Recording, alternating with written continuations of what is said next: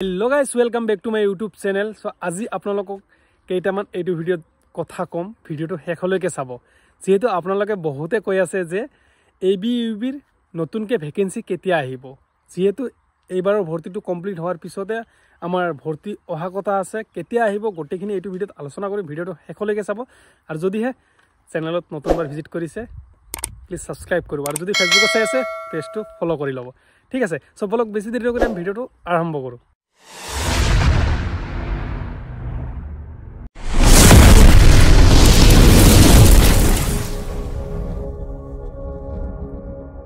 So এতিয়া main কথাটো হল কি যে সিএম সাৰে যোৱাকালি ফেসবুক লাইভত আহি কি ক'লে গোটেইখিনি কথা আমি এইটোত আলোচনা কৰিম। আৰু ভ্যাকেন্সি কেতিয়া মানত আহিব বহুতে সুধি থাকে মোক যে কেতিয়া আহিব নতুন ভ্যাকেন্সি, ABUBৰ নতুন ভ্যাকেন্সি কেতিয়া দিব। সো গোটেইখিনি আপোনালোকে জানিব পাৰিব। ঠিক আছে, সো বহুতে লাইভটো চাইছে আৰু মই ইনষ্টাগ্ৰামত ভিডিঅ' আপলোড দিছোঁ, এই শৰ্ট ভিডিঅ'টো আপলোড দিছোঁ যে সিএম সাৰে নিজে মুখেৰে কৈছে কিন্তু বছৰটোৰ শেষৰ ফালে আমি আকৌ নতুন অসম পুলিচত খালী হৈ থকা পোষ্টসমূহ আমি এডভাৰটাইজ কৰিম। কোনোবাই যদি পোৱা নাই হতাশ হ'ব নালাগে, দৌৰৰ প্ৰেক্টিচ অব্যাহত ৰাখিব লাগে। এইটো বছৰৰ শেষত মানে শেষৰ পিনে আপোনালোকৰ যিখিনি ABUB বা পুলিচৰ যিখিনি খালী পদ ওলাব, কিছুমান ৰিটায়াৰ যাব, কিছুমানৰ মানে খালী পদ যিখিনি আছে এইখিনি নতুনকৈ এডভাৰটাইজমেণ্ট দিব। সো এডভাৰটাইজমেণ্ট যেতিয়া দিব আপোনালোকে তেতিয়া এপ্লাই কৰিব পাৰিব। এই 2 মাহত দিয়া চান্স খুবেই কম আছে, কাৰণ কিয় এতিয়ালৈকে এইটো ৰিক্ৰুটমেণ্ট চলি আছে। যিটো ৰিক্ৰুটমেণ্টত আপোনালোকে দৌৰিছিলে, বেয়া কৰিলে বা ভাল কৰিলে, সেইটো ৰিক্ৰুটমেণ্ট চলি আছে, এতিয়ালৈকে শেষ হোৱা নাই, এতিয়ালৈকে এপইণ্টমেণ্ট দিয়া নাই বা জইন কৰা নাই ল'ৰাখিনিয়ে, ল'ৰা হওক বা ছোৱালী হওক। সো এইটো শেষ হোৱাৰ পিছত যিখিনি খালী পদ থাকিব এইখিনিৰ কাৰণে নটিচ জাৰি কৰিব, কৰি আৰু এডভাৰটাইজমেণ্টটো দিব, তেতিয়া আপোনালোকে এপ্লাই কৰিব পাৰিব।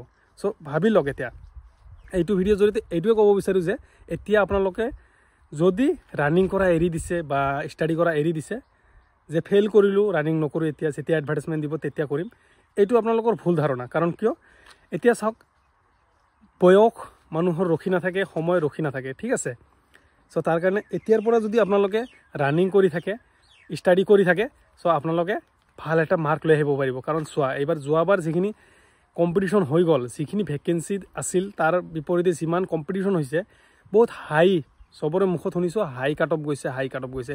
কিন্তু কি কাৰণত হাই কাট অফ গৈছে? চবে প্ৰেক্টিচ কৰিছে, ভাল মাৰ্ক লৈ আহিছে, তাৰ কাৰণে হাই কাট অফ গৈছে।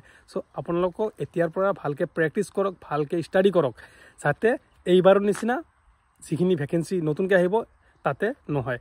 সো নামটো যাতে তাতে ওলাব পাৰে, আপোনালোকে ভালকৈ এক্সাম দিব পাৰে, সেইটোৱে আপোনালোকক কামনা কৰিলোঁ। সো এতিয়াৰ পৰা ৰানিং ষ্টাৰ্ট কৰক, 2 টাইম নকৰে, এটাইম কৰক। এক টাইম প্ৰেক্টিচ কৰি থাকিলে আপোনালোকৰ ৰানিংটো আহিব আৰু ভালকৈ মানে ফিজিকেলত মাৰ্ক এটা উঠাব পাৰিব। তেতিয়া 3, 4, 5 মাহ 6 মাহ যদি প্ৰেক্টিচ কৰা নহয়, অট'মেটিক ৰানিং ভাল হ'ব, ভাল এটা মাৰ্ক পাব।